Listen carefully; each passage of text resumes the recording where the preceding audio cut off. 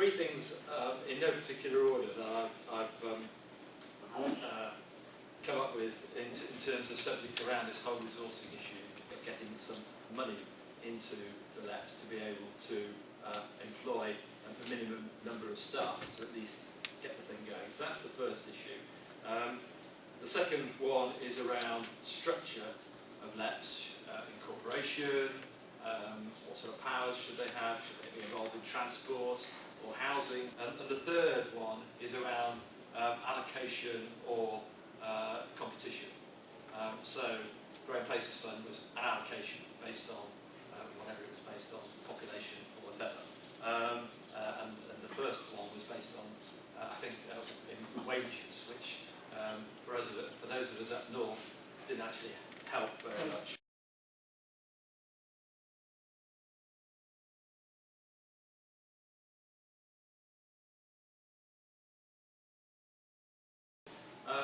Government support, I know it's come up this morning in terms of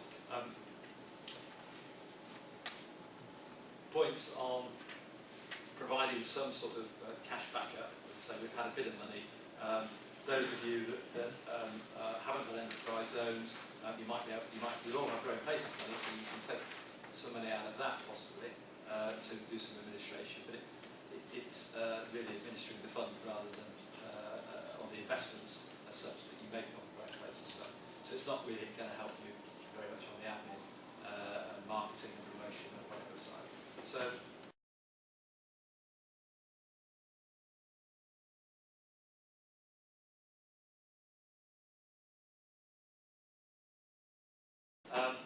but government, it's been a bit of a mixture. We've had Growing Places Fund, which was an allocation.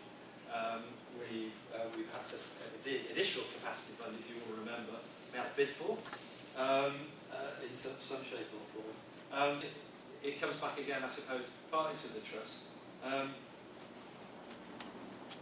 Ideas in terms of how, if there is funding to come from government and they want the LEPs to be heavily involved in the decision-making process as to how those monies are spent locally, then should we bid for that sort of stuff, or should they trust us and give us it to spend locally?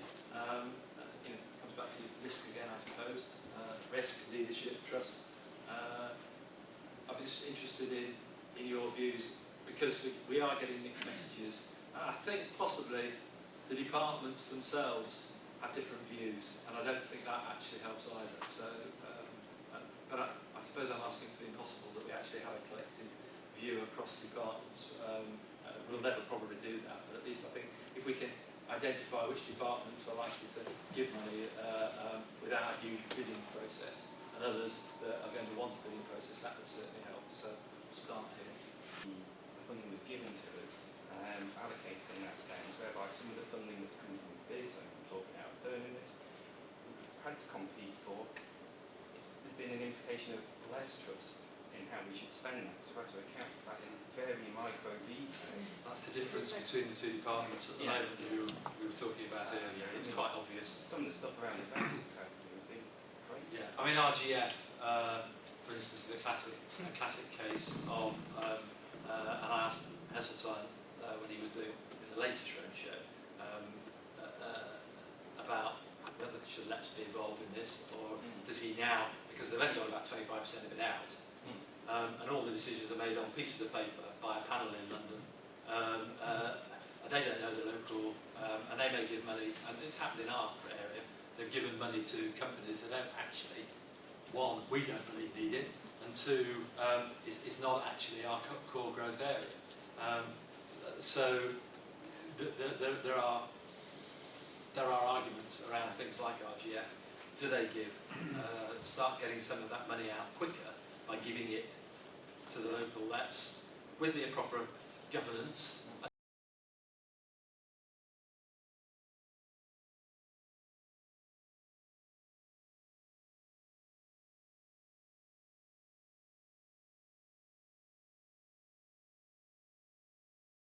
Hard at this, and we eventually decided to incorporate a company limited by guarantee.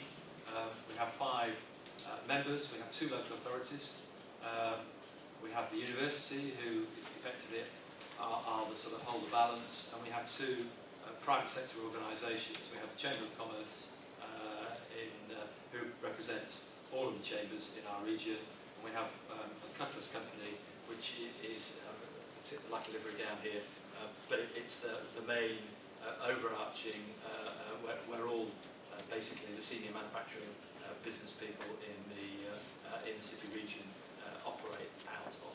So we've done it like that. Their members have not really got any powers as such, and their nominations for members as organisations have to be board members.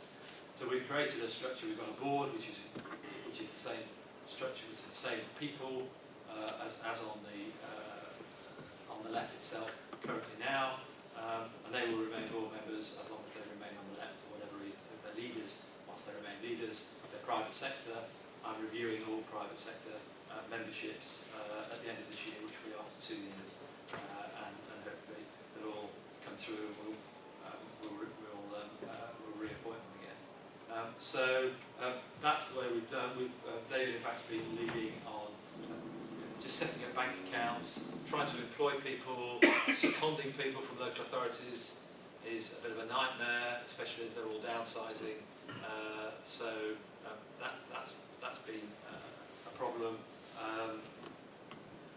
VAT is the other one, and I say through the VCC here and the LEP Network, I have written to Permanent Secretary of Biz, and I say didn't get a totally satisfactory answer, but I'll be following that up at some point on, I suppose, everybody's behalf who wants to go through that process. But it does seem a bit stupid that we end up by being semi-quasi doing a public sector type role on behalf of the government, and whatever funding, we're all short of funding, we know that, but whatever funding we get, we end up by losing the VAT element, or potentially losing the VAT element. How silly is that? So we need to find a way.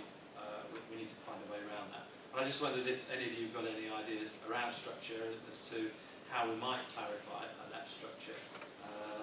And with that structure comes obviously a governance structure as well. It's really, what's it for?